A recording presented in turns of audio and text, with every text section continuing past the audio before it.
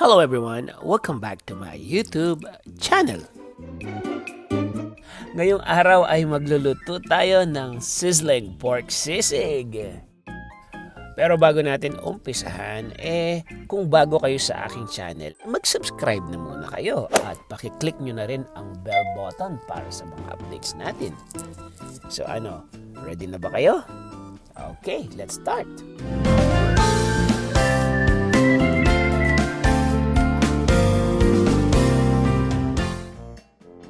Guys, papalambutin muna natin ang ating karne for about 1 hour.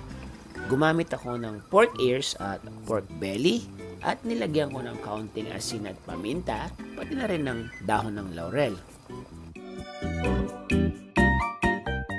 Pinakuluan ko na rin ang ating atay ng manok for about 30 minutes na atin na isasama sa sahog.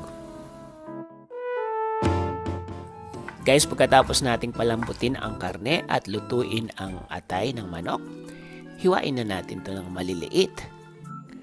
Guys, just make sure na kapag chinap-chop na natin ang ating karne, warm pa rin ito para mas madali itong slicein. Ganun din ang gagawin natin sa ating atay ng manok. Chachap-chapin lang natin ito ng maliliit. At make sure guys na napakuluan ito ng maigi para hindi siya dumudugo. At ang panghuli, hiwain na rin natin ang sibuyas.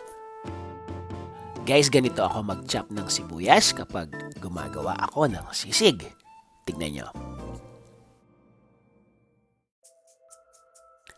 Ini-slice ko ito ng dahan-dahan ng 3 direksyon. Ang pa-crosswise, pa-lengthwise at yung pa-side.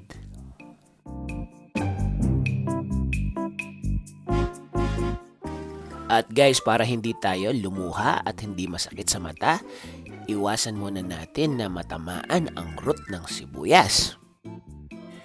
Kapag binabalatan ko ang sibuyas, hindi ko muna ginagalaw yung sa bandang dulo. At hinahayaan ko muna na nakadikit ang balat. Dahil kapag natamaan yun ang magpapaluha sa ating mga mata habang nagcha-chop ng sibuyas.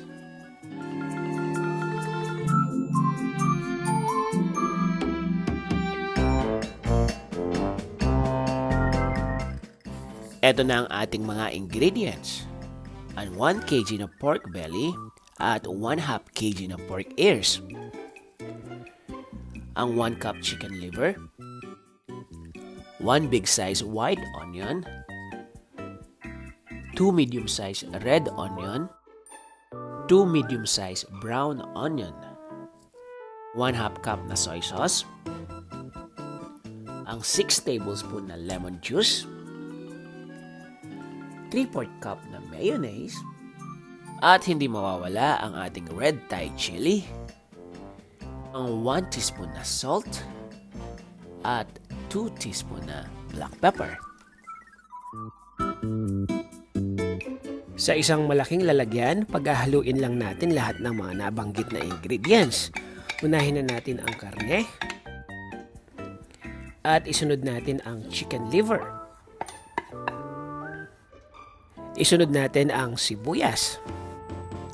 Guys, kung mapapansin nyo, 3 klase ng sibuyas ang ating ginamit. Ang pula, ang puti at ang brown. Ito ay para ma-neutralize ang lasa ng sibuyas at hindi ma-overpower ang ating karne. Ilagay na rin natin ang toyo.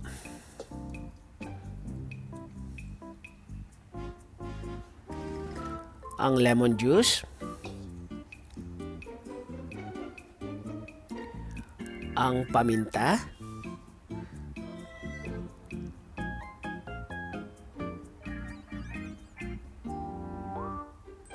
At ang asin. Isunod natin ilagay ang mayonnaise at ang siling pula.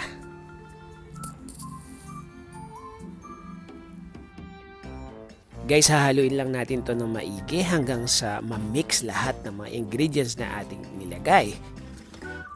Nga pala guys, bago ko makalimutan, meron pala tayong pa-shoutout mamaya sa dulo ng video ito. Ano, gusto nyo ba yun? At gusto ko lang din naman na malaman nyo na binabasa ko po lahat ng mga comments at mga request nyo. So guys, haluin pa natin to ng bahagya hanggang sa tuluyan ng ma-mix lahat ng ingredients. Baka may magtanong sa inyo kung bakit hindi ko ito niluluto or ginigisa. Guys, gagamit kasi tayo ng sizzling plate kaya hindi na natin kailangan na igisa. At gusto natin i-maintain ang freshness ng sibuyas habang kinakain. Tikman natin ngayon kung pwede na. Pwede na.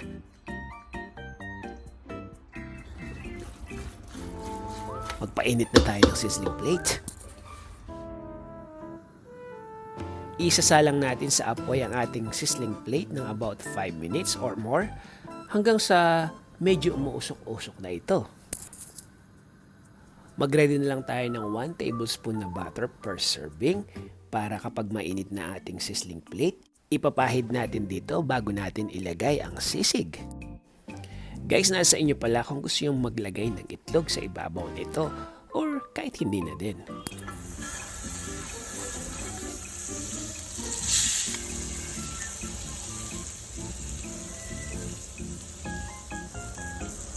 Presenting ang ating sizzling pork sisig.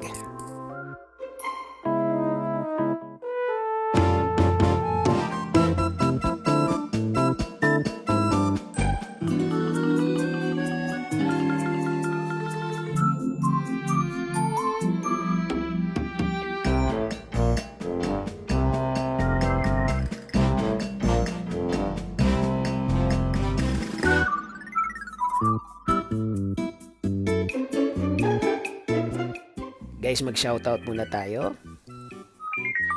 Shoutout kay Edward Caspe na siyang nag-request ng ating pork sisig. Sana'y magustuhan nyo ang ating video at maraming salamat po sa pag-request. Galing naman kay Datu72, sabi niya, "This makes me so hungry. You forgot to serve the rice, haha." Well, nag-joke pa si ate. Regards sa sanyo po na favorite ang pork belly. Basahin ko na yung sa dulo. Sabi niya, "Sarap naman yan, kuya. Cook for me. Love it. January 11, 2020 from California, USA." Wow, umabot na tayo sa California. Maraming salamat po, te, sa panonood at regards po ulit sa sanyo. Ito naman ay galing kay Baby Virginia Agoyman Villaver Lacadin. Ang haba ng name ni ate. Sabi niya, "Ay, nakakagutom naman yan. My husband loved that pulutan. Sa akin, skin lang, sausawan. Ang galing-galing. Thank you for sharing. Yummy, ang galing nyo magluto. Now watching from US of A. God bless you and your family." Wow, umaabot na talaga tayo sa Amerika. Imagine. Ma'am Baby, maraming salamat po ha. At God bless you na rin po at sa pamilya nyo. Galing naman kay Gelay Real or Real? Ano kaya ang tama doon? Real or Real? Sabi niya, "Hi sir, I like your show. Simple and easy." Maraming salamat po, Ma'am Gelay. Galing naman kay JC Sophia World. Sabi niya, "Chef po ba kayo sir? Ang galing nyo naman po at nakakatakam ang mga luto nyo." Actually, hindi po ako chef. Isa po akong gym instructor dito sa Dubai. Pero hindi halata, di ba? Anyway, marami pong salamat sa panonood, Ma'am Sophia. At hanggang dito na lang muna ang ating pa-shoutout. If meron po kayong request, i-drop nyo na lang po sa comment box at pipilitin po natin na gawa ng paraan ang inyong request. Muli, marami pong salamat sa panonood.